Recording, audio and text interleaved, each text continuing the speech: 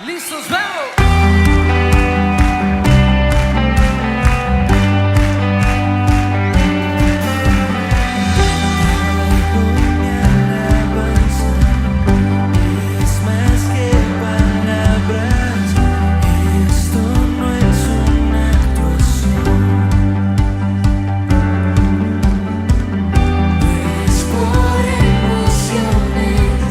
Por lo que yo canto,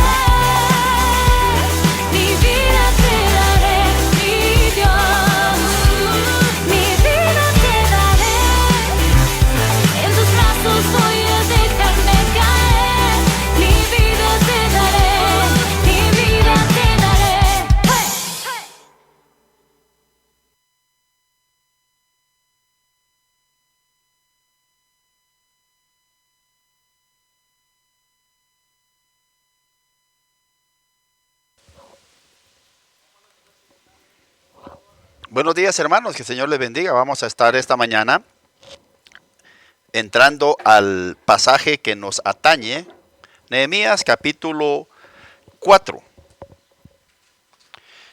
Sin embargo, vamos a tener solo la lectura de los primeros 9 versículos. La semana entrante estaríamos revisando del versículo 10 hasta el 22, que es donde termina el capítulo. Antes que otra cosa, quiero pedir una disculpa por la hora en que se está transmitiendo el mensaje. Estaba pactado para empezar a las 10:04, 10:05, pero la señal de internet volvió a fallar.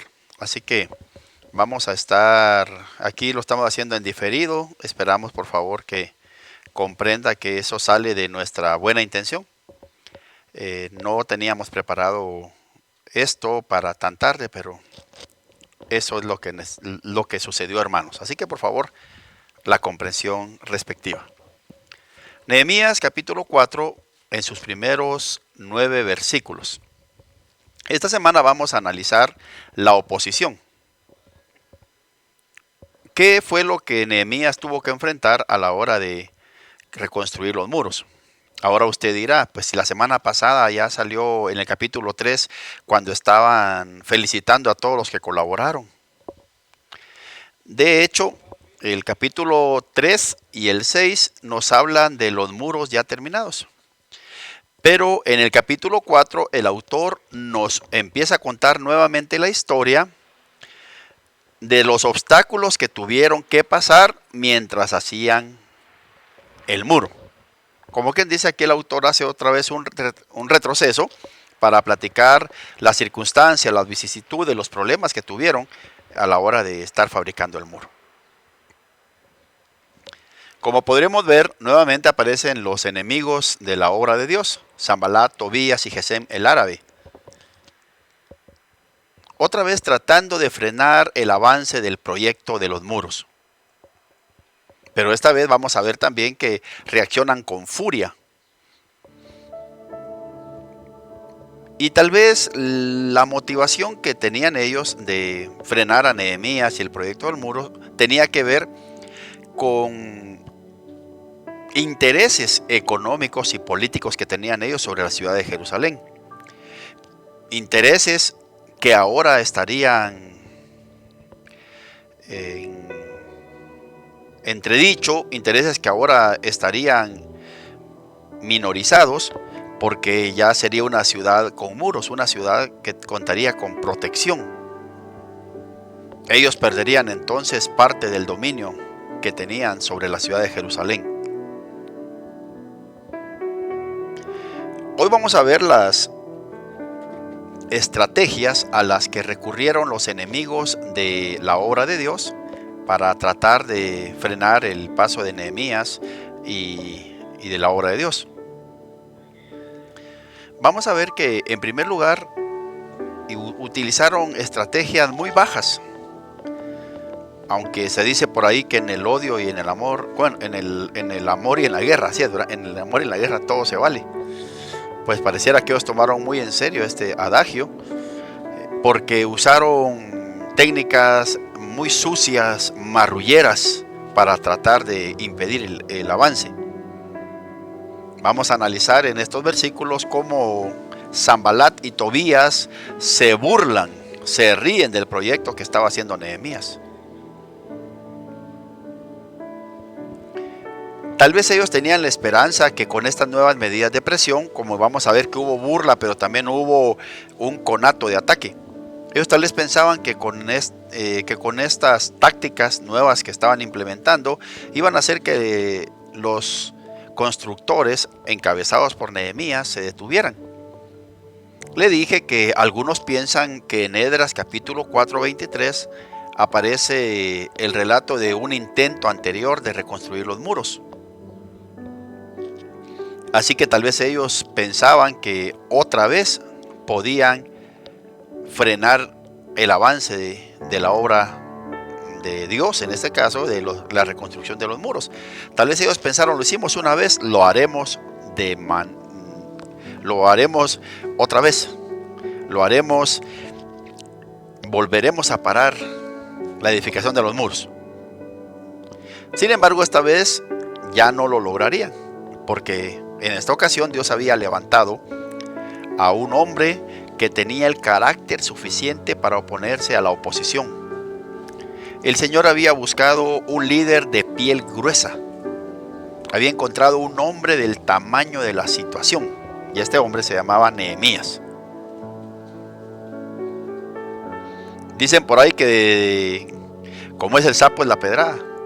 Pues así como era el sapo, como eran Sanbalat, Tobías, Gesén y compañía, el Señor les levantó a un hombre que tuviera el suficiente temple, el carácter para no dejarse intimidar. Así que en primer lugar vamos a ver el enojo del enemigo.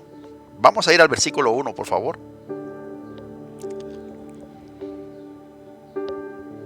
Vea el versículo 1. Cuando oyó Sanbalat que nosotros edificábamos el muro, se enojó y se enfureció en gran manera e hizo escarnio de los judíos. Versículo 1. Subrayamos la frase Sanbalat se enojó. El verbo que se utiliza en este texto, en esta parte del texto, es un verbo de origen arameo, que significa quemar. Es la misma raíz para decir celoso, como quien dice se enceló, quemó de ira, ardió de ira cuando vio que la obra iba prosperando. Revisemos otra vez el 1 en su parte final. La burla que hizo Sanbalat de Nehemías y los constructores. Leemos la parte B del versículo 1. E hizo escarnio de los judíos. Esa palabra escarnio significa burla. Revisemos entonces las tácticas que utilizaron los enemigos de Israel y los enemigos de la obra de Dios en esta ocasión. En primer lugar, utilizaron el ridículo. Ya habíamos hablado un poquito de esto la semana pasada o la semana antepasada.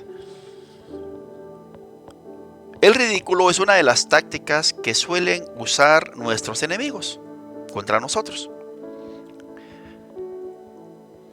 Hablando de la iglesia cristiana evangélica, pareciera que después de muchos años esta estrategia sigue funcionando muy bien para el enemigo. El mundo no creyente ridiculiza continuamente a la iglesia,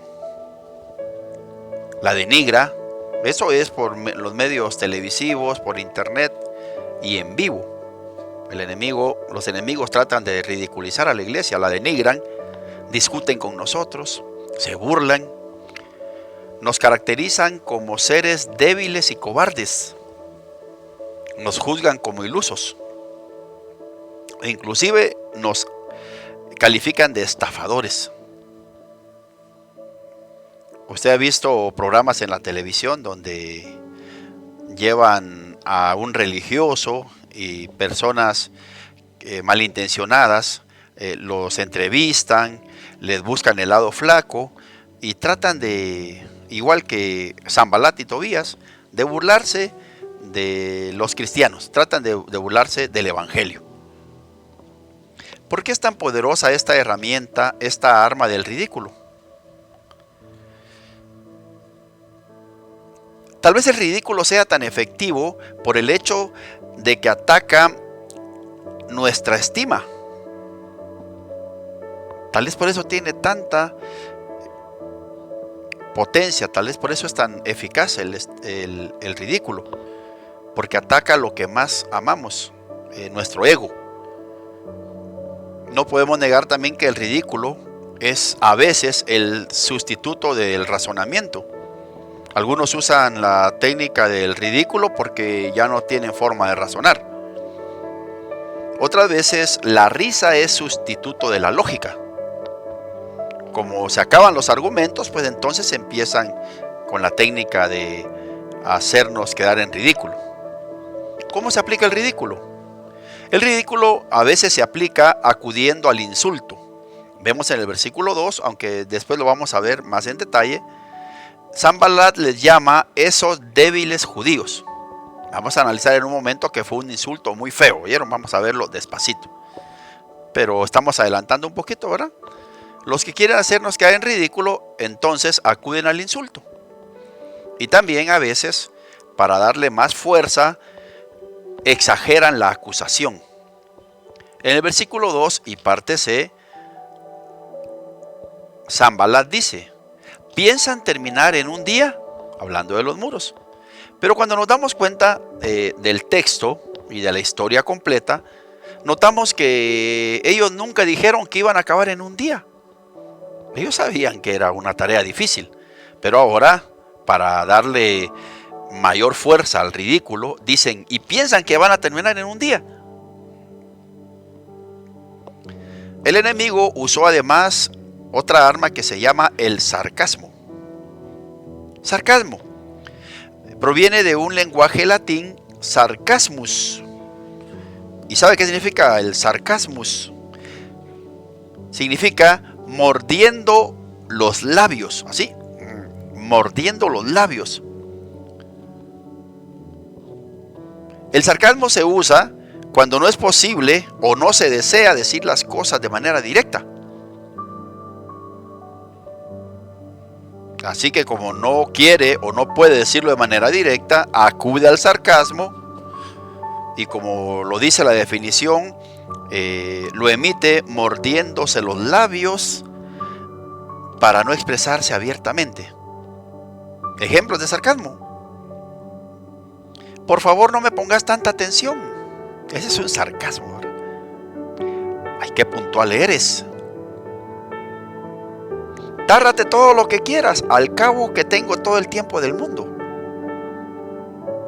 Dame más trabajo, al cabo que no tengo nada que hacer. Usted se acuerda cuando su mamá le decía, ¿verdad? Así me gusta que traiga los pantalones, le decía a la mamá uno cuando venía de jugar la chamusca, ¿verdad? Qué bonito sacaste esos calcetines, como a mí no me cuesta lavarlos. Si no me lo dices, no me doy cuenta. Sarcasmo. Los enemigos de Israel esta vez se volvieron sarcásticos. Como decíamos, el sarcasmo es burlarse pero indirectamente, reírse entre dientes. Y es justamente esto lo que hace Tobías, el enemigo de Israel, el segundo enemigo de Israel, en el versículo 3. Leemos. Vamos a leer el 3, por favor. Aunque después lo vamos a volver a citar. Veámoslo el 3. Y estando junto a él, o sea, junto a Sanballat, Tobías, el amonita, dijo: lo que ellos edifican del muro de piedra, si subiera una zorra, lo derribará. Por supuesto que estas burlas, tanto de Sanballat como de Tobías, llevaban una gran dosis de desprecio en sus expresiones.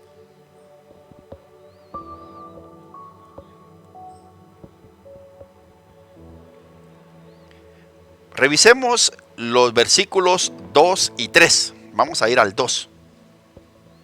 Sanballat se burla de la obra de los muros de Nehemías y todo su equipo, empleando una ironía cortante. Vea qué feas las palabras que usa para burlarse del proyecto. Para empezar, en el versículo 2, en la primera parte, los tilda de débiles. Leamos la primera parte del 2. ¿Qué hacen estos débiles judíos? Como diciendo, ellos no tienen la fuerza para terminar este proyecto. Insulto, sarcasmo, indirecta. En segundo lugar, se burla de la devoción que los judíos tienen a Dios. Lo vemos esto en la segunda parte del versículo 2. Ya dijo estos débiles judíos, ahora dice, ¿se les permitirá volver a hacer sus sacrificios, a ofrecer sus sacrificios? Tal vez la burla quería decir, ¿creen ellos que con hacer sacrificios lograrán edificar su muralla? O tal vez significaba, ¿creen que van a hacer su sacrificio de dedicación de los muros cuando terminen? ¿Creen que vamos a dejar que llegue el día cuando hagan ese culto de acción de gracias? En tercer lugar, vemos en la parte C del 2, en la última parte del 2, o en la penúltima, perdón, del 2, hacen una tercera pregunta. ¿Acabarán en un día? Es la pregunta que hacíamos arriba, ¿se recuerda? ¿Acabarán en un día? ¿Qué estaban diciendo con este sarcasmo? Estaban diciendo, en realidad los judíos tienen concepto, tienen idea de la magnitud de este proyecto al que se están metiendo. Ellos no saben lo que están haciendo, no saben lo que se están metiendo. Creen que es cosa solo de poner piedritas y ladrillos y mezcla. Creen que se trata de construir a lo loco. Esto lleva tiempo y planeación. ¿Acabarán en un día? Pareciera que también están diciendo, ¿para qué tanta prisa? ¿Por qué se lo toman tan en serio? Y la cuarta pregunta que hace para burlarse, lo hace burlándose, mofándose de los materiales que estaban empleando los edificadores. Leamos en la última parte del 2, por favor, en la parte D. Recuerden, hermano, siempre los versículos, ¿va? La parte A es la primera parte del versículo, la B la segunda y así. Vamos a ir a la última parte del versículo, que es la parte D. Se hace una cuarta pregunta. ¿Se recuerda la primera, no? ¿Qué se creen estos débiles judíos? ¿Terminarán en un día? ¿Se les permitirá hacer sus sacrificios? Y ahora hacen la cuarta pregunta. Vea qué insidioso, vea qué forma de decir las cosas. ¿Resucitarán de los montones del polvo las piedras que fueron quemadas? La burla aquí era sobre los materiales. Le estaban preguntando, miren judíos, ¿tienen el material necesario para hacer esto? Ay, miren, pobrecitos, están usando materiales reciclados. Las mismas piedras, la misma tierra que les botaron, eso mismo están usando. Creo que aquí hay un principio de vida práctica que debemos entender. Escuche esto, por favor. Nunca te burles de los sueños de otro. A veces, tal vez nosotros mismos hemos caído en este juego de burlarnos de las aspiraciones que otra persona tiene. Tal vez porque consideramos que son muy altas las aspiraciones o porque consideramos a estas personas incapaces de lograrlo. Pero a veces también nos hemos tenido que tragar nuestras palabras porque al final lo logran. Nunca te burles de los sueños de otros. Tobías termina con un chiste amargo en el versículo 3. Bueno, lo que dijo en el versículo 12 era Sanbalat, ahora Tobías. Lo que ellos edifican del muro de piedra, si subiera una zorra, lo derribará. Y usted dice, ay, pero qué ejemplo tan raro que dio. Lo que pasa es que recordemos que está hablando de una situación que se daba en los días en que fue escrito el texto. Los zorros y los chacales eran animales que se iban a esconder en las ruinas, las casas que estaban deshabitadas, en los edificios que habían quedado abandonados, ahí se iban a esconder, ahí hacían sus madrigueras. También se dice que estos animales, el zorro y el chacal, se trepaban a los muros de las ciudades, buscaban por ahí los lugares, las piedras donde montarse. En el caso del zorro, que es el animal que menciona el escritor, recordemos que el zorro es un animal pequeñito. Las zorras de Israel son animales pequeños, son como perritos. Así que lo que Tobías estaba diciendo, la burla que él estaba diciendo, ya traducida significa: la construcción de los judíos es tan débil, es tan falsa, que hasta un perrito que se suba, que hasta un chucho que se suba la podría destruir. Si una zorra se sube, se viene abajo el muro. Y veamos ahora la burla acerca de las piedras. El versículo 2, en la parte D leíamos. ¿Podemos repetir el 2, por favor, en pantalla? Vea a qué se refería esta burla. ¿resucitarán de los montones del polvo las piedras que fueron quemadas? Se preguntaba Sanballat en el versículo 2. ¿Por qué dijo esto? ¿Por qué habla de las piedras? Si las piedras resucitarán. Uno dice, ay no, pero qué metáforas, qué expresiones tan raras las que dijeron esas personas. Fíjese que tienen mucho significado si hablamos del contexto en el que fueron dichas. Vea pues, el muro de Jerusalén, que fue destruido por Nabucodonosor hacía 140 años, se había construido a base de piedra caliza, piedra blanca, piedra de cal. Ahora bien, este material tiene una característica. Cuando este material es quemado, cuando es expuesto al fuego, su estructura se debilita, se raja, se quiebra, se hace polvo. La burla de este enemigo era, como ellos estaban reciclando el material, se recuerda, ¿no? El enemigo decía, y miren, están agarrando piedras quemadas y esas ya no sirven. Resucitarán de los montones del polvo las piedras que fueron quemadas, como quien dice, no me digan que están agarrando de ese material que ya no sirve. Ustedes saben que si lo ponen, de todos modos se va a destruir en la pared porque están quemadas.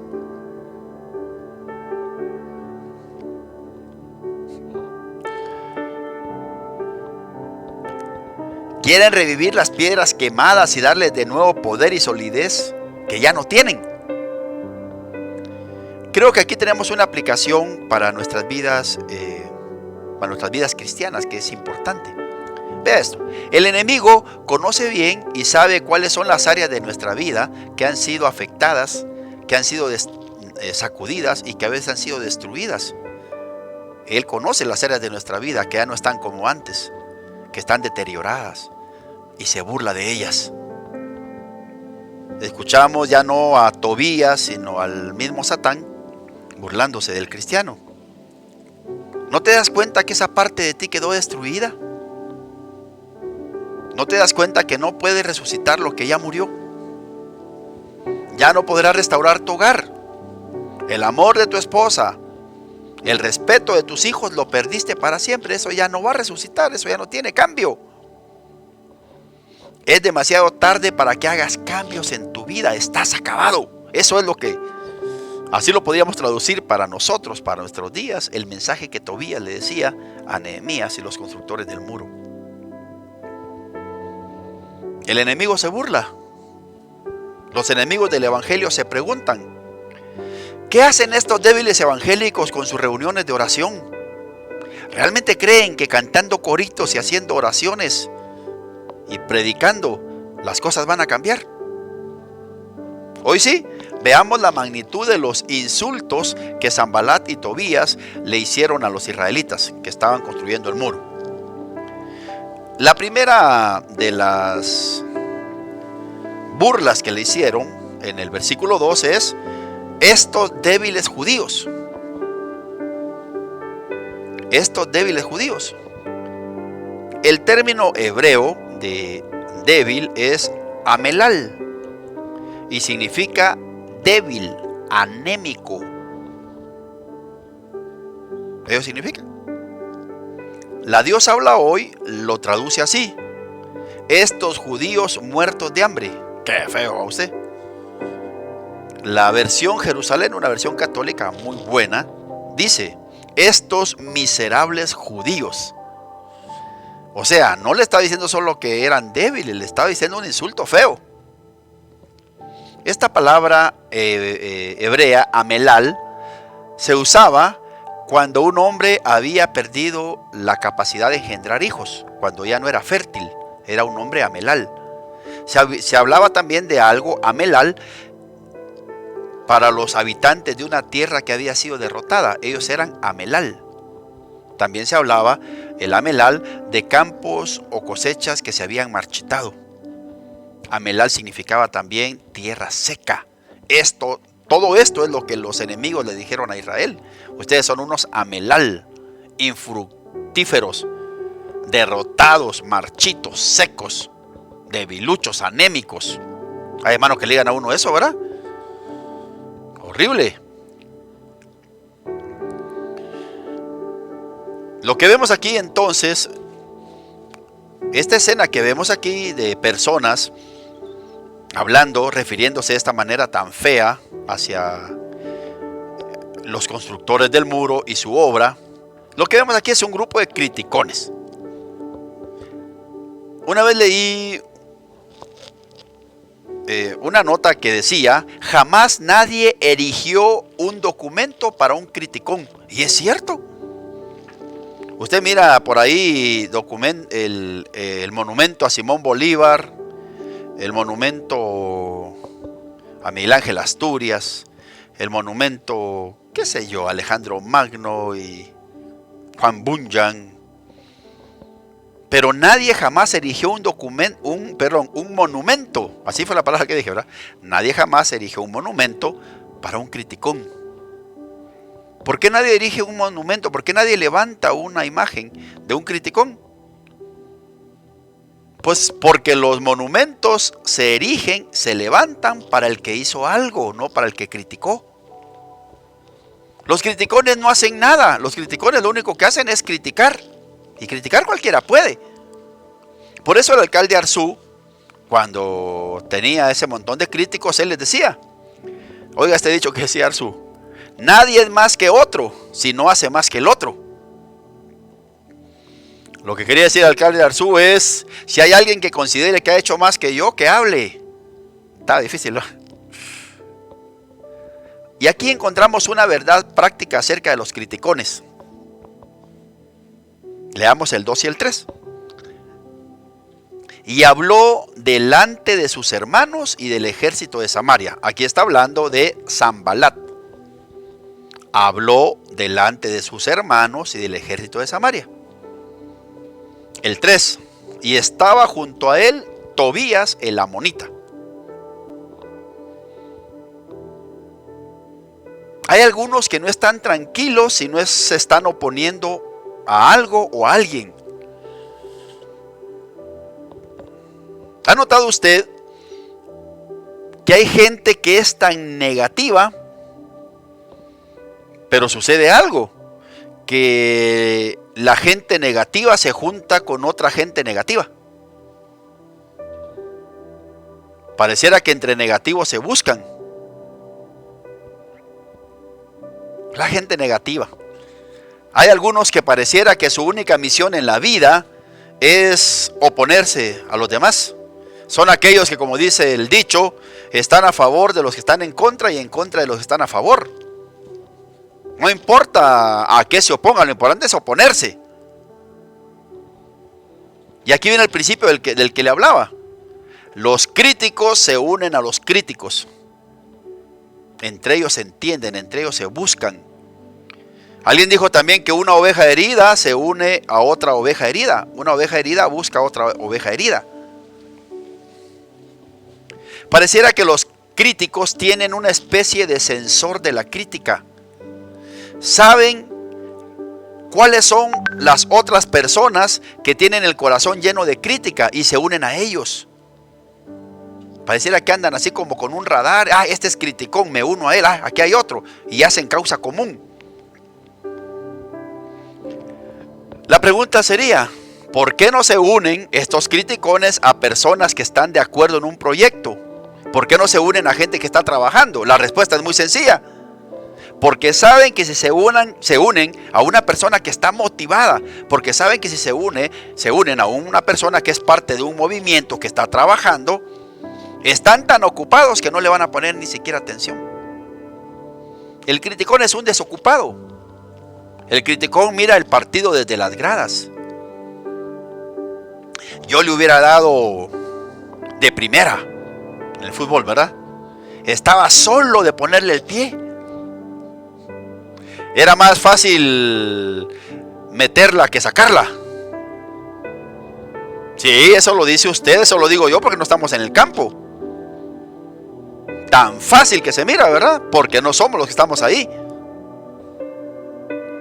Así que, hermano, óigame pues, si las personas se le acercan a usted solo para criticar, es tal vez porque ya lo consideran a usted un criticón. Ya le dije que los criticones se buscan entre sí. Pero si usted los manda al diablo, si usted le dice, mira, aquí no me venga, que a mí eso me cae mal. No, por favor, no me esté hablando de los hermanos, no me gusta.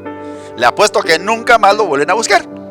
Pero como usted les da por donde y se les pone a la par y se ponen, ¿verdad? Taco a taco. Los criticones de los días de Nehemías habían hecho un equipo. El club de los inconformes, ¿va? El club de los criticones. No sea uno de ellos, hermano, por favor. Yo no le digo que si no hace nada no critique. Yo le digo haga algo. Porque el que está haciendo algo no tiene tiempo para estar criticando.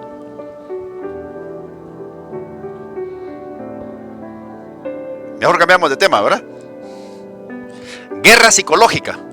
Le dije el domingo pasado que en los años de la Guerra Fría entre la Unión Soviética y los Estados Unidos, ellos tenían muchas tácticas y se llamaba Guerra Fría porque no era guerra de armas, era una guerra ideológica, era una guerra de estrategias, era una guerra de desinformación, era una guerra de malinformación entre uno y el otro.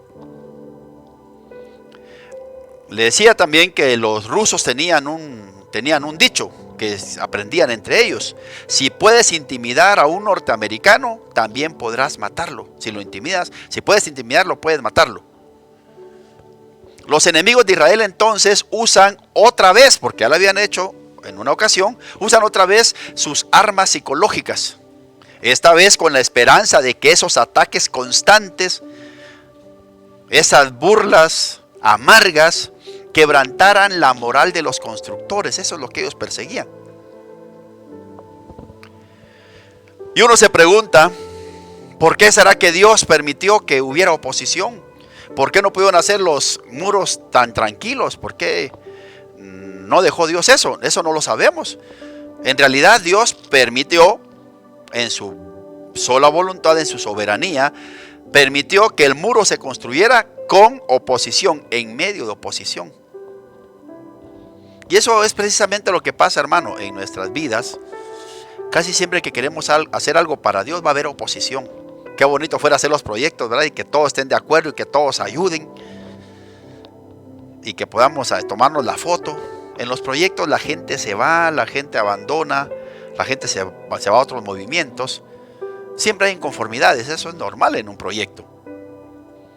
Y en este caso de Nehemías fue precisamente cuando iban a la mitad de la obra. Cuando los enemigos comenzaron a bombardear con sus armas psicológicas, con sus amenazas, con palabras sarcásticas al grupo de edificadores. ¿Sabe qué es lo bueno? Que como dicen por ahí, se le tiran piedras a los árboles que tienen frutos. Usted no se va a poner a tirar unas piedronas de loco a un nisperal que no tiene nísperos. No le va a tirar usted a un árbol de jocotes que no sea temporada, solo que esté loco, ¿verdad? Uno le tira piedras a los árboles que están dando fruto. Pues lo bueno del ataque, ¿sabe qué es? Que hay ataque, se le tiran piedras al árbol que está dando fruto. Leemos el versículo 1 otra vez. Cuando oyó Sanbalat que nosotros edificábamos el muro, porque los oyó trabajar, porque oyó que había progreso, se enojó y se enfureció en gran manera e hizo escarnio de los judíos. ¿Qué promovió la oposición de los enemigos? El progreso. El progreso en la obra de construcción. Uno pensaría en su inocencia que el gran esfuerzo que estaban haciendo los hermanos, este pequeño grupo haciendo una hazaña titánica, construyendo con poco material, bajo presión y demás, pensaría que se iba a ganar la admiración y el respeto de los vecinos, pero no fue así. Lo que trajo fue envidia y chismes. Pero no se asuste demasiado. Esto es lo que pasa con un proyecto que está funcionando.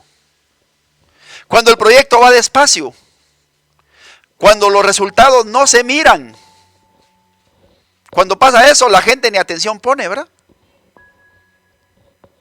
Pero cuando miran que la cosa va bien, cuando los resultados se empiezan a ver, cuando se empiezan a lograr, entonces comienza la oposición. Y no pasa solo en la iglesia, hermano, pasa en la vida profesional, pasa en su vida económica como familia. Los vecinos, los compañeros de negocio comienzan en oposición, los mismos amigos. Usted que tiene negocio, usted sabe cómo es esto, ¿no? Cuando le está yendo bien, empieza la oposición. Está vendiendo mucho, dicen los otros locales, ¿verdad? En su vida profesional puede que digan, ¿y este qué se cree? Si este acaba de empezar en la empresa. Este acaba de venir. Este es un advenedizo. Y oiga cosas tan feas que dicen, si lo dejamos se va a ir para arriba. Qué feo usted que la gente no esté conforme con que otros suban. Hay un dicho atribuido a Miguel de Cervantes Saavedra, otros lo atribuyen a Rubén Darío. Lo importante es que no está en el Quijote, ¿oyó? Si los perros ladran, Sancho, es señal que cabalgamos. Otros dicen es señal que avanzamos. O sea, los perros ladran cuando alguien va afuera, cuando se oye la bulla. Si no hubiera nada, no se oirían los ladridos. Significa esto, ¿no? Esto fue lo que pasó en la reconstrucción de los muros. Se oían los martillazos, se oía el aserrar de la sierra, se oía las piedras, se oían las carretas. Eso molestó al enemigo. Si los perros ladran, Sancho, es señal que cabalgamos. Cuando los demás se oponen a que subas. Hay una parábola moderna que nos ayuda a entender este punto. Se llama la olla de los cangrejos japoneses y la olla de los cangrejos guatemaltecos. ¿La ha escuchado usted? Se cuenta que había dos ollas, la de los cangrejos japoneses y la de los cangrejos guatemaltecos. Cuando los metieron, pues los cangrejos se meten a veces vivos, ¿va? Cuando los metieron a la olla de agua caliente, los cangrejos japoneses se organizaban, se ayudaban unos a otros para salir de la olla de agua hirviendo. Eso era en la olla de los cangrejos japoneses. Pero más para allá estaba la olla de los cangrejos guatemaltecos. Y cuando miraban que uno iba a salir, en lugar de ayudarle, lo jalaban de las patas para abajo, ¿va? Aquí o todos hijos o todos centenados. Aquí nadie se tiene que adelantar. Aquí todos tenemos que ir al mismo paso. Qué fea la mentalidad que tenemos a veces los chapines, hermano. Horrible, ¿verdad? No queremos que los demás salgan adelante. Si estamos fregados todos. ¿Quién dijo eso, hermano? Ten cuidado con esa filosofía tan egoísta, tan baja. A veces los guatemaltecos nos parecemos, y también los evangélicos, a los cangrejos guatemaltecos. En lugar que lo ayuden a subir a uno, más bien lo jalan de las patas para traerlo de regreso. Y hasta en la iglesia pasa eso, hermano. Qué feo, hermano, qué horrible. El trabajo de los críticos versus el trabajo de los hombres de Dios. Los críticos desmoralizan, los líderes de Dios animan. Cuando los críticos hablaban, los trabajadores oían y se sentían desmoralizados. Pero cuando Nehemías se movía y decía, no nos desmotivemos, veamos las cosas como Dios las ve, vamos, trabajemos, caminen, denle, no los oigan, no los escuchen. Cuando escuchaban la voz del líder, las cuadrillas se organizaban otra vez, se oían otra vez las cubetas que iban y venían, las carretillas, las palas volvían a funcionar. Yo les digo, hermano, en esta mañana, para usted tarde, sea una persona al estilo Nehemías, no se preste a esos juegos inútiles, vacíos y ridículos de Sanbalat y compañía. No sea usted la voz de los que paran los movimientos, sea usted la voz de los que alientan los movimientos. Dicho de una manera más evangélica, hermano, no le dé gusto al diablo.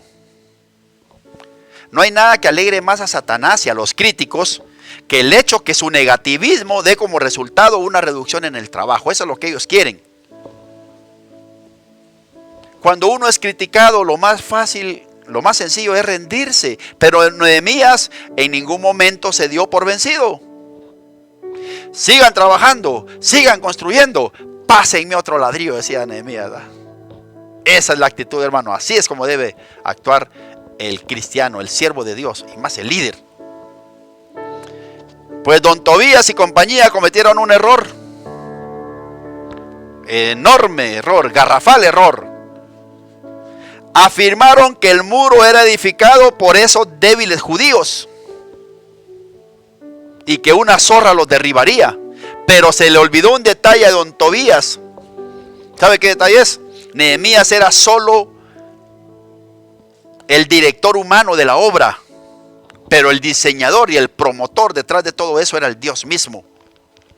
Y por tanto el muro no caería, y por tanto el muro prosperaría. Este es el error de la gente que critica la obra de Dios.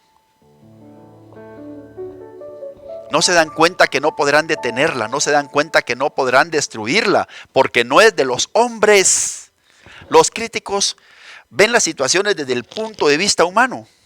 Los muros de ellos, los planes de ellos, el proyecto de ellos, pero no se detienen a pensar que pudieran estar criticando el proyecto de Dios mismo.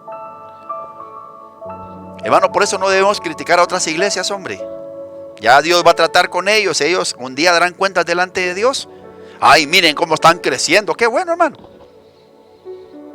Los que llegan de corazón y a buscar a Dios se van a salvar en esa iglesia, ¿oyó? Déjelo. Es que miren, hermano, que lo que hacen, y miren, cada vez tienen más gente. Gloria a Dios. Como decía Pablo, ¿verdad? Algunos predican por razones correctas, otros por ganancia deshonesta, otros lo hacen solo por fastidiarme a mí, decía Pablo. Pero de una u otra forma el evangelio sigue siendo predicado. La obra de Dios no se puede detener, hermano. La obra de Dios no se puede detener, amigo. La obra de Dios debe continuar. El progreso no se debe detener por unos pocos que siempre critican. Revisemos la respuesta de Nehemías. Nehemías enfrentó la oposición de aquellos mirones que querían que no se continuara el proyecto de reconstrucción de los muros. En respuesta, Nehemías hizo 3 cosas. Veamos las cosas que hizo. Para eso, vamos a leer el versículo 7, pero primero quiero mencionar el versículo 1 de Proverbios 15. Usted lo sabe de memoria, ¿no? Proverbios 15:1. La blanda respuesta quita la ira, mas la palabra áspera hace subir el furor. ¿Qué hacemos nosotros cuando nos expresan palabras duras? Cuando alguien grita, lo más fácil es gritar más fuerte nosotros. Hermano, esa última pelea que se echó con su doña duró tanto tiempo, ¿sabe por qué? Porque uno de los dos continuó gritando. Por eso siguió la pelea y se prolongó tanto hasta las horas de la madrugada. Las discusiones nunca son carretera de una sola vía. Las discusiones siempre son carreteras de 2 vías. Si usted quiere acabar con una discusión, es fácil, hermano. Cierre la boca y se acaba. Generalmente, casi siempre, pues, porque hay peleas que aunque uno se quede callado, el otro sigue, ¿verdad? Pero generalmente con esto se le acabará la cuerda de la otra persona, se le bajará el mosh, como decimos, ¿no? Porque la blanda respuesta quita la ira. Nehemías no se puso taco a taco con ellos. No se pudo hacer señas con los dedos, a tirar barrio, hermano. No. Siempre en el 15 de Proverbios y versículos 28 y 29, el texto sagrado nos dice: el corazón del justo piensa para responder. ¡Qué bonito! El 29, mas la boca de los impíos derrama cosas malas o malas cosas. Como cristianos, cuando nos insulten, antes de responder debiéramos hacer una oración, debiéramos pensar: Señor, ¿cómo debo responder? Señor, ¿cómo debo actuar en esta situación? A veces lo que hacemos es contestar y nos ponemos taco a taco, ¿verdad? Con los enemigos, peores son inconversos. El Proverbio 26, versículo 4 dice: no respondas al necio según su necedad, o tú mismo pasarás por necio. Nehemías, lo primero que hizo, le dije que tomó 3 actitudes. La primera actitud que tomó fue callar. Usted sabe que siempre hay brinconcitos, ¿verdad? En los movimientos. Déjame, Nehemías, aquí yo le voy a decir 2, 3. Pero Nehemías le dijo, shh, cállense. No, mira que ese yo lo conozco, ese me las debe. No, cállense. Cállense. Sí, pero ¿te vas a dejar que digan cosas tan feas? Sí. Sigan trabajando. Va, usted va a agarrar no, mano, va a agarrar carreta, usted agarre la pala, sigan trabajando, no vamos a detenernos a esto. Ellos lo que quieren es eso, desorganizarnos, lo que quieren es desconcentrarnos, que dejemos de hacer la obra. Humanamente, es normal que sintamos deseos de atropellar al enemigo con palabras y actitudes. Don Nehemías nos da un buen ejemplo. En lugar de enredarse en discusiones vanas, en lugar de devolver las amenazas y las agresiones, lo que hizo fue quedarse callado. Y en segundo lugar, lo que hizo Nehemías fue buscar a Dios. Ya habíamos visto en el capítulo 2, en el capítulo 1 a Nehemías, que cada vez que tenía un conflicto, doblaba sus rodillas, buscaba a Dios. Esta no fue la excepción. En lugar de hablar con los críticos, oiga este pensamiento.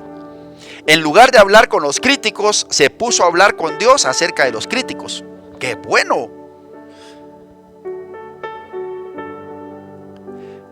Leamos el 5. Oye, oh Dios nuestro, que somos objeto de su menosprecio. Revisemos, creo que es el 5 este. Vamos a revisar, hermano. Es el 4. Oye, oh Dios, que somos objeto de su menosprecio. ¿Qué significa? Nehemías no se lo cayó. Nehemías lo llevó al cuarto de oración. Eso es lo que deberíamos hacer nosotros cuando nos sentimos heridos, cuando nos sentimos humillados por la gente. En lugar de ponernos a pelear con ellos, abrir el corazón y ser sinceros con Dios. Decir, Señor, me siento ofendido. Esta persona me humilló. Me siento herido. Hirió mi susceptibilidad, hirió mi ego. Qué bonito lo que hizo Nehemías. Lo presentó delante de Dios.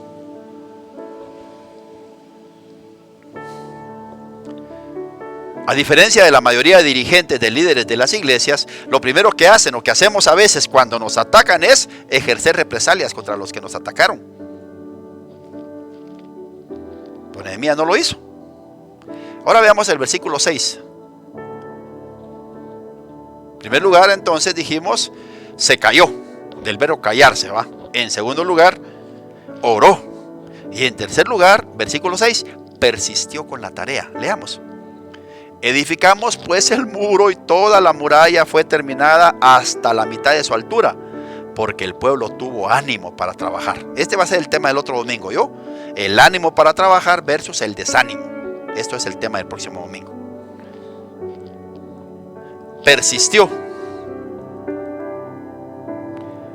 No se detuvo, no se dejó desconcentrar, no puso su corazón en la ofensa.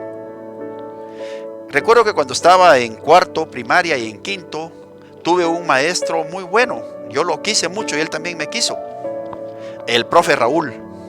Era un anciano, 60 y algo de años, muy sabio, un hombre de mucha lectura. Y él me decía siempre un dicho que quedó grabado en mi mente y en mi corazón. Mire, usted me decía, a palabras necias, oídos sordos. Eso fue lo que hizo Nehemías. Están hablando charadas, están hablando disparates, que hablen solos. Sigan mezclando, sigan batiendo, sigan caminando, pásenme más ladrillos. A palabras necias, oídos sordos.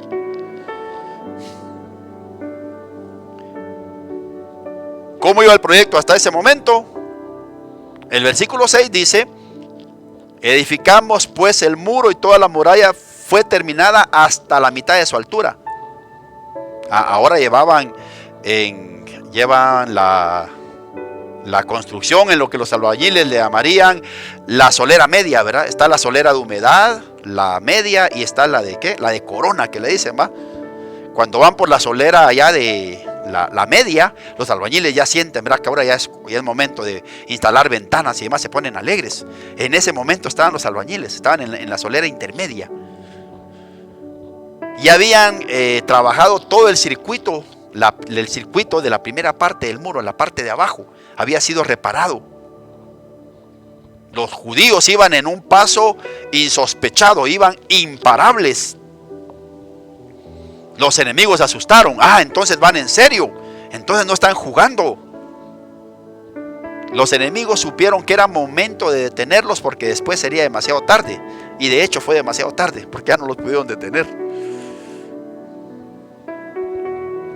Veamos el versículo 7, por favor. Leamos la segunda parte del versículo 7. Dice, porque ya los portillos comenzaban a repararse. Cuando habla ahí de los portillos se refiere a las aberturas, a las partes como pequeñas puertas que se habían hecho a causa de la demolición que hicieron los babilonios. Recuerde que ellos quemaron los muros también con unos grandes terraplenes que hacían, con unas grandes máquinas, ya había máquinas, llevaban grandes árboles y con eso botaban los muros, ¿no? Esta parte de la historia nos dice, el versículo 7, que lo que un día había estado tirado hasta el suelo, ahora ya llevaba un rumbo. Ahora estaba redirigido. Aquí tengo otra aplicación cristiana, una aplicación para nuestras vidas cristianas, hermano. Así como los muros de Jerusalén a este punto iban ya en su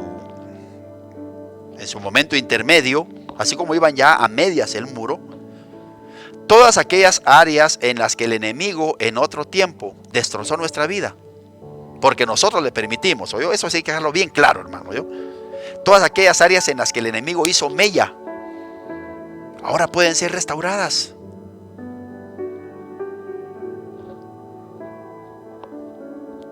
El enemigo notó que ya no podía tener influencia sobre esos judíos como lo había tenido los últimos 140 años. Se metían por cualquier lado, los oprimían, les decían de todo, los amenazaban. Pero ahora ya no podían, ya el muro iba a medias. El enemigo lo que hizo fue tratar de recuperar esa influencia que había perdido sobre los judíos. El enemigo sabía que estaba perdiendo a un cliente. El enemigo sabía que ahora los judíos tenían más cómo defenderse. Y eso es lo que sucede, le decía, hermano. Para una persona que vivió su cristianismo de una manera descuidada, desordenada, muchas partes en los muros de su vida son destruidas. Como decíamos antes, ¿no? Tal vez la confianza de su esposa, el cariño de sus hijos, la confianza que le tienen en el trabajo a usted, los problemas que usted tiene financieros con el banco, todas esas cosas que fueron antes destruidas o parcialmente destruidas. En ese tiempo, cuando usted estaba alejado de Dios, el diablo ya ni asunto le ponía a usted. ¿Sabe por qué? Porque él consideraba que usted era su propiedad. Así como Sanbalat y Tobías y Gesén el árabe, mientras los muros no estaban construidos, ellos no molestaban, ellos entraban y salían a su gusto. Pero ahora que veían que los muros estaban siendo reedificados, ahí se pusieron a brincar, se pusieron brincones. Cuando el enemigo mira que el creyente está volviendo a Dios, que se está reconciliando, que está restaurando todas esas partes de su vida que mantuvo en descuido durante años, cuando mira que el creyente se quiere consagrar nuevamente a Dios, ahora viene con el ataque, ahora viene con toda fuerza, con toda furia. El enemigo sabía, en el caso de Nehemías, que Jerusalén estaba siendo nuevamente una ciudad de fortaleza, una ciudad fortificada, y es lo que trató de impedir. Y es lo que trata de impedir también con nosotros. La batalla se intensifica, versículo 8. Y conspiraron todos a una para venir a atacar Jerusalén y hacerle daño. Cualquiera pensaría, dijimos también en otra ocasión, que la actividad productiva intimidaría a estos enemigos de Israel, a Sanbalat, Tobías, Gesén y compañía. Pero no fue así. En lugar de disminuir el grupo de opositores, más bien creció. A Sanbalat, a Tobías se unieron los amonitas, porque Tobías era amonita. Y ahora también se le suman los de Asdod. Si usted revisa en el versículo 2 aparecen los famosos asdoitas.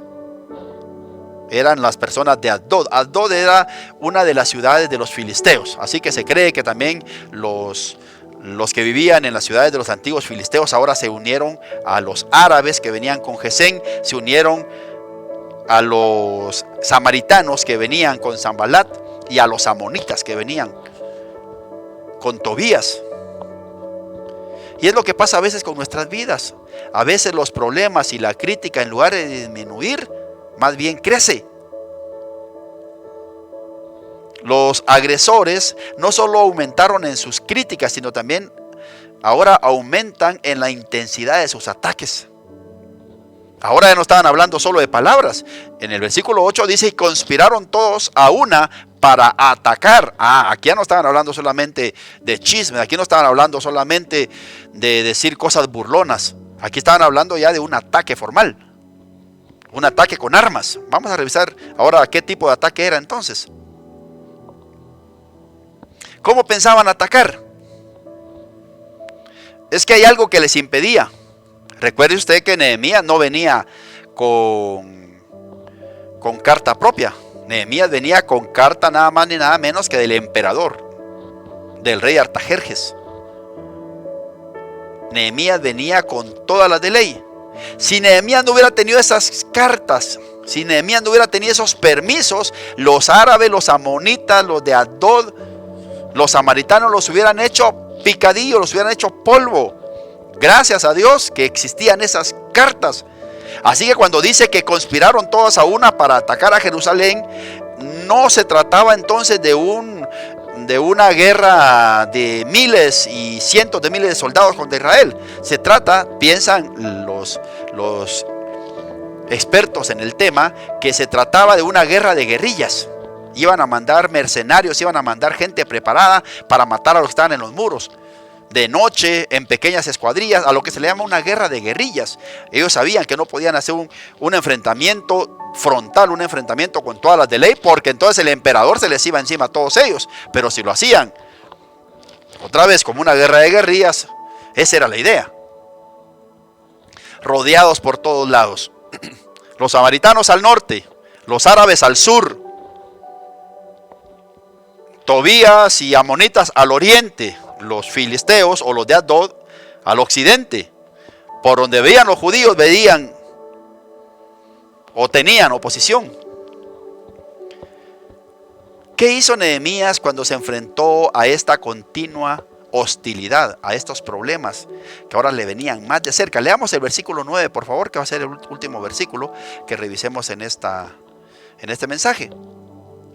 El 9 dice: entonces oramos a nuestro Dios y por causa de ellos pusimos guardia contra ellos de día y de noche. Otra vez, ¿qué es lo primero que hace? Orar.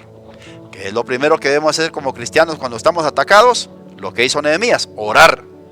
Entonces oramos a nuestro Dios. Pusimos guardia por causa de ellos día y noche.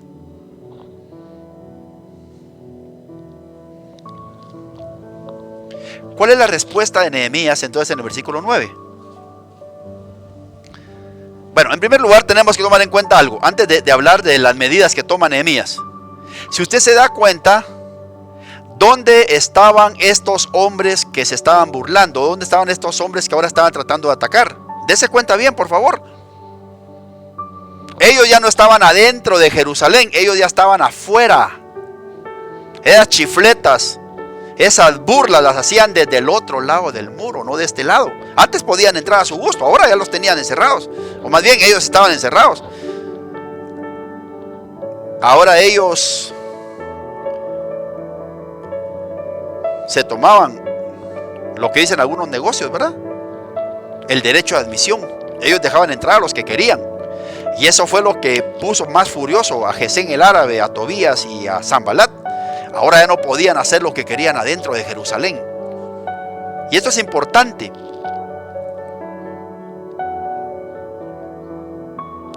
Porque ahora Sanbalat llega con un ejército.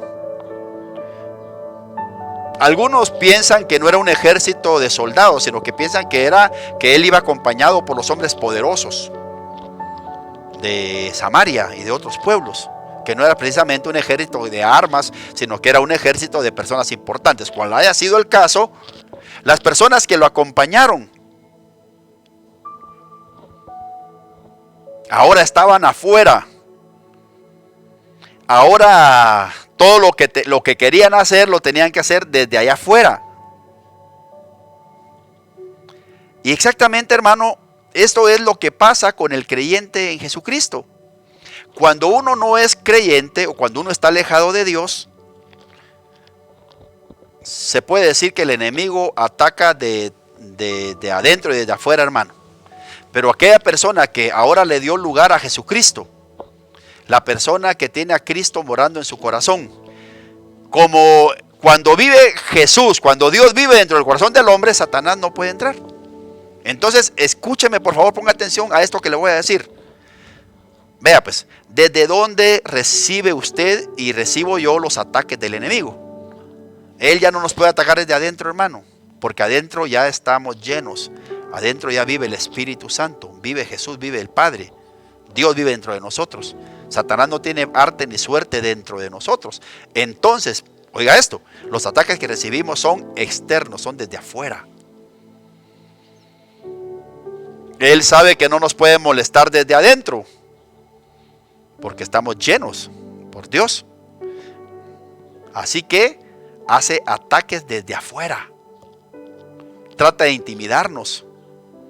Trata de hacernos caer en miedo, en desesperación, de desestabilizarnos. Pero dése cuenta, son puras presiones externas. En el libro del Progreso del Peregrino de Juan Bunyan, un libro maravilloso que le aconsejo que usted lea, aparece un sueño que tiene Bunyan. Dice: un hombre tuvo un sueño y en él veía su corazón. El hombre vio el corazón de él, ¿no? El cual estaba siendo atacado desde afuera por el diablo, desde afuera, quien constantemente echaba agua para apagarlo, para apagarle el fuego de Dios. Eso vio Bunyan. Había un corazón y el diablo, el demonio, echándole agua desde afuera para apagarlo. Pero dice Bunyan, pero yo veía que el corazón no se apagaba. ¿Y sabe qué dice él? Después noté por qué. Así como el diablo estaba desde afuera echando agua para apagarlo, Dios estaba desde adentro, dice él, con una alforja echándole aceite para que no se apagara. Qué bonito, hermano, qué lindo. El enemigo podrá hacer y deshacer y morirse de rabia desde afuera tratando de apagarnos, pero Dios siempre estará trabajando desde adentro, que no se le olvide. Dios está aquí adentro de nosotros y los ataques de afuera jamás podrán doblegarnos.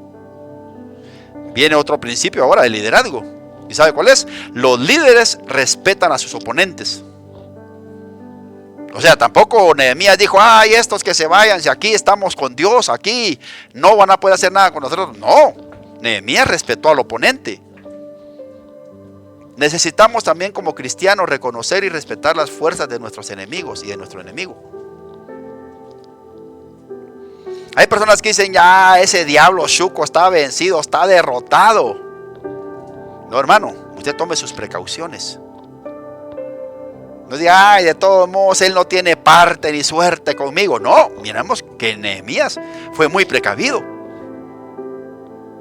Él sabía. Por eso Pablo dice también en Corintios, hermano, no ignoramos las maquinaciones del enemigo, dice Pablo. Recuérdese, ¿no? Nehemías se dio cuenta que sus enemigos no se estaban quedando solo en las habladas, solo en la crítica, solo en la burla. Cuando comprendió que el peligro de un ataque con armas era inminente, cuando se descubrió que podía ser atacado, Nehemías toma nuevas reacciones. En la primera parte del 9 dice: entonces oramos a nuestro Dios. Pero ahora también le añade otra parte a su estrategia. En la parte B del 9 dice: y por causa de ellos pusimos guarda contra ellos de día y de noche. Ah, qué inteligente Nehemías, qué precavido. Ahora no solo se conformó con orar, ahora también tomó cartas en el asunto, tomó medidas de seguridad. Nehemías era un tipo práctico. No era de esas personas de quienes a veces se dice que viven demasiado en el cielo y son inútiles en la tierra. Qué triste, ¿verdad? Nehemías era un hombre que mantenía los pies puestos sobre la tierra. Oramos, pero pusimos guarda.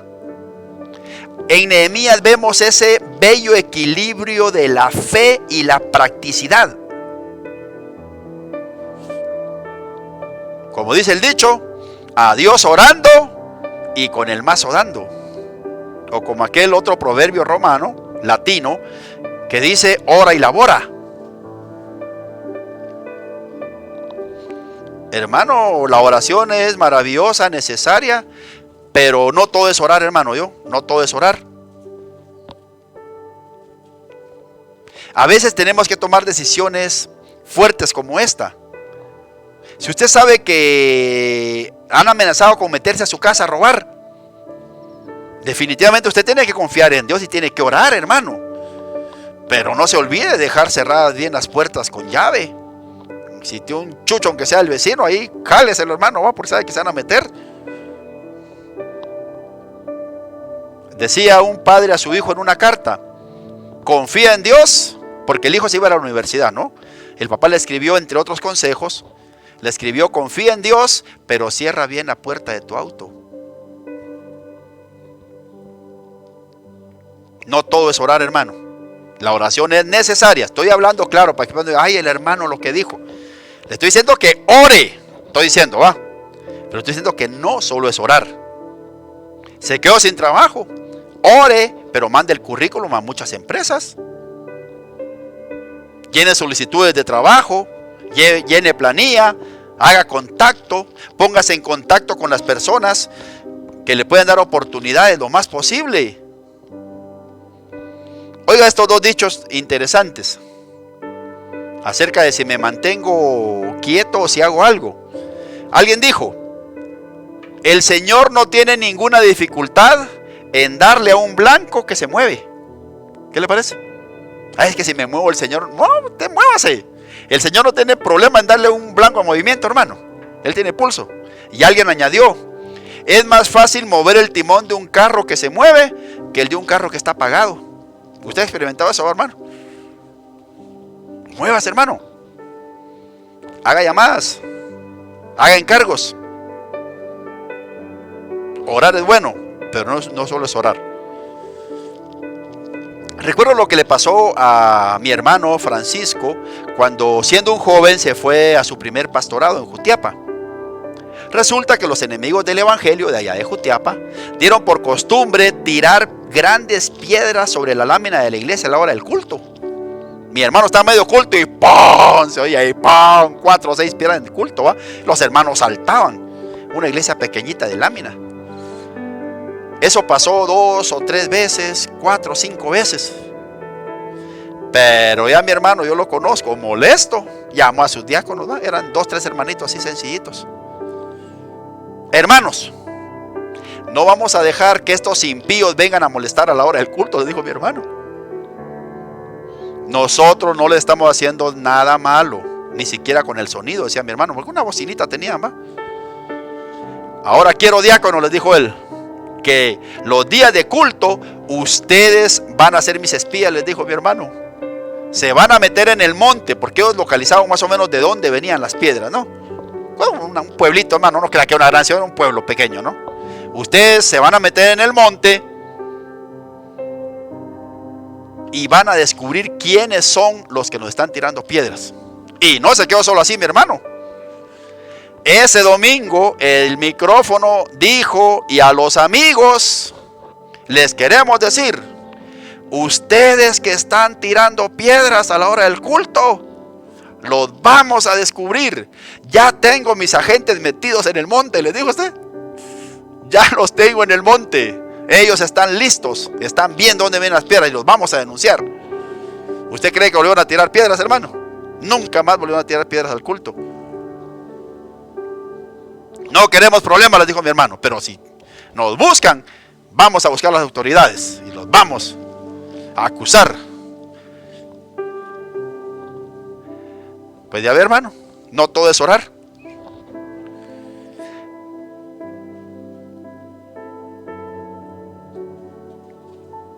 ¿Qué conclusiones podemos sacar en esta mañana del mensaje?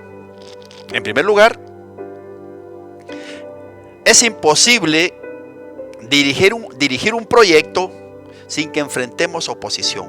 Olvídese, hermano, si usted quiere hacer algo para Dios, siempre va a haber oposición. Si quiere hacer cambios en su vida, si quiere hacer cambios en su familia, si quiere consagrarse a Dios, la oposición es inevitable. Tendrá que enfrentarse a ella. Le van a lanzar dardos. Pero recordemos que él se enfrentó de tres maneras. En primer lugar, se quedó callado. En segundo lugar, presentó las peticiones y las críticas y a los criticones delante de Dios. Y en tercer lugar, permaneció en la tarea. Hagamos como Nehemías. ¿Qué otra cosa?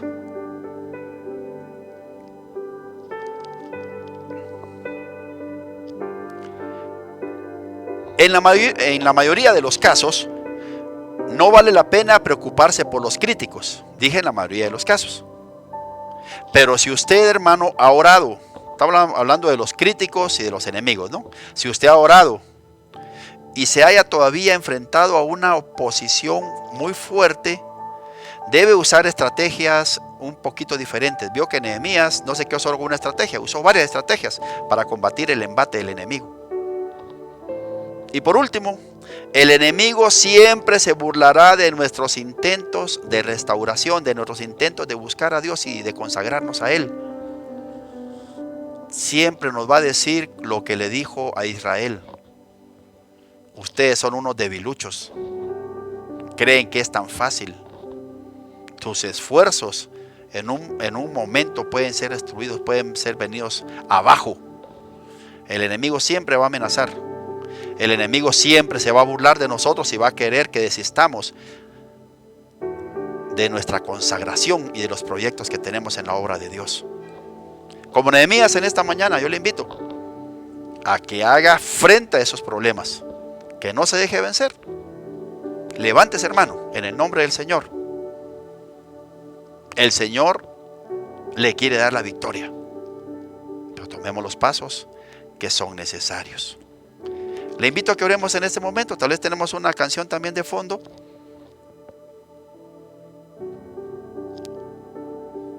¿Qué enseñanzas más prácticas nos da el capítulo 4 de Nehemías? Ore en ese momento conmigo, hermano. Ponga sus peticiones delante de Dios.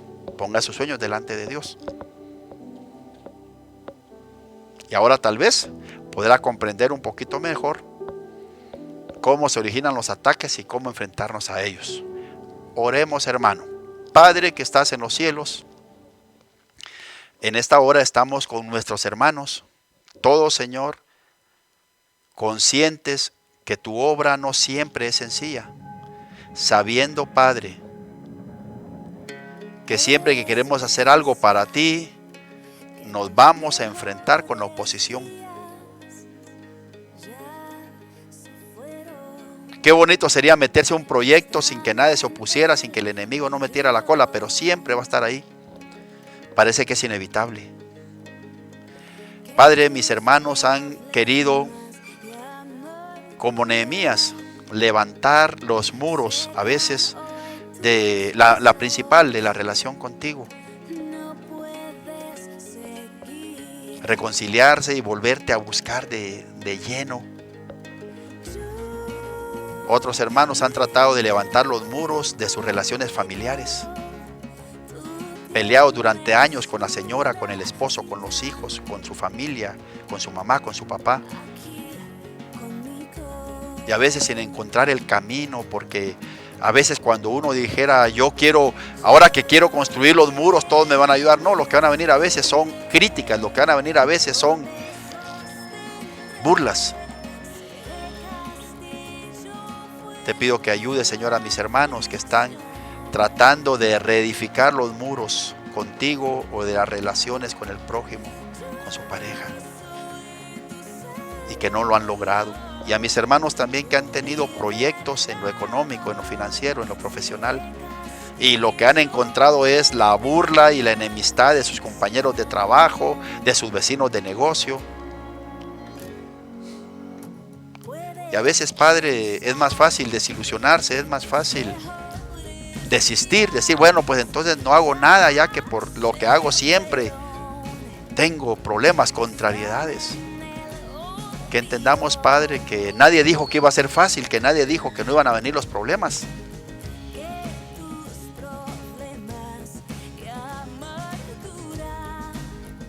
Que mis hermanos que han quedado desempleados vuelvan a dar otra vez la solicitud, que vuelvan a llenar la hoja, que vuelvan a pedir recomendaciones, que vuelvan a intentarlo, Padre.